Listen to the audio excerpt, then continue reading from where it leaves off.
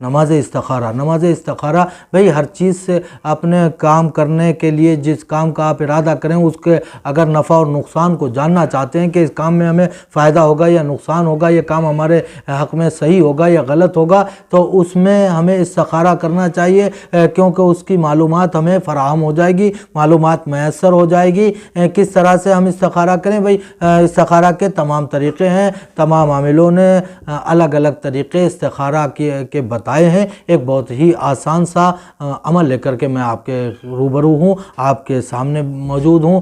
استخارہ کس طرح سے ہم کریں؟ بہت ہی آسان طریقہ استخارہ کرنے کا یہ ہے کہ آپ اگر یہ معلوم کرنا چاہتے ہیں کہ ہم زمین کے اندر کے حالات جان لیں، زمین کے اندر کے حالات بھی ہم کو معلوم ہو سکتے ہیں کہ صحیح ہے، یہ بات صحیح ہے یا غلط۔ اکثر و بیشتر لوگ جو ہے لوگوں کو دھوکہ دیتے ہیں کہ تمہارے گھر میں دفینہ ہے، تمہارے گھر میں دفینہ ہے اور وہ دفینہ ہم نکال دیں گے، لہٰذا تمہارا اتنا پیسہ خرچ ہوگا، اتنا پیسہ خرچ کرو۔ بیچارے وہ لوگ جن کو کسی عامل نے یہ تسلی دی ہے، یہ بتا دیا ہے کہ تمہارے گھر میں دفینہ ہے، تو وہ کسی طرح سے جگاڑ کرتے ہیں اور پیسہ خرچ کرنے میں لگ جاتے ہیں۔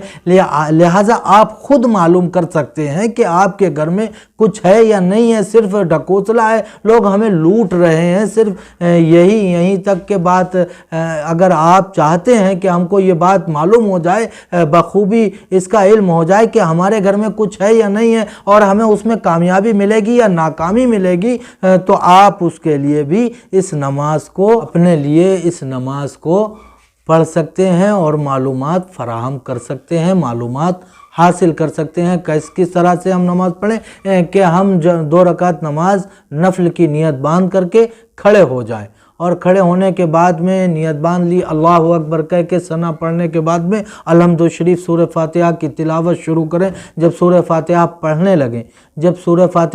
لگیں الحمد شریف الحمدللہ رب العالمین الرحمن الرحیم مالک یوم الدین ایاک نعبد و ایاک نستعین۔ دیکھیں یہاں پر ایاک نعبد و ایاک نستعین پر آپ کو تکرار کرنا ہے۔ کیا کرنا ہے؟ کس طرح سے کرنا ہے کہ ایاک نعبد و ایاک نستعین، اس کو پڑھتے ہی رہنا ہے، بار بار پڑھتے ہی رہنا ہے، بار بار پڑھتے رہنا ہے۔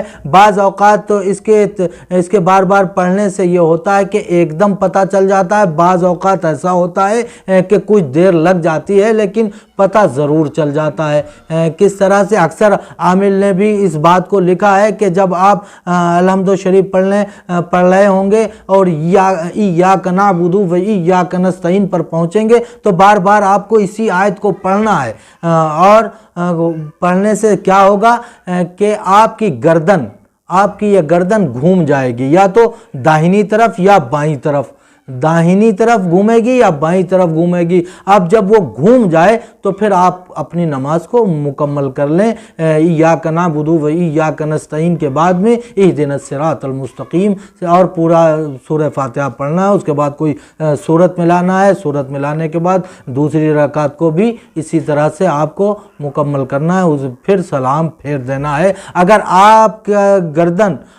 کا گردن جو ہے پڑھتے ٹائم تکرار کرتے ٹائم داہنی طرف گھومی تو آپ جو کام کرنے جا رہے ہیں اس میں کامیابی ملے گی، اور اگر بائیں طرف گھومی تو آپ جو کام کرنے جا رہے ہیں اس میں ناکامی ملے گی۔ یہ بات اس بات سے واضح ہو جائے گی۔ اس نماز سے، نماز استخارہ سے اس طرح سے آپ کو استخارہ کیجئے۔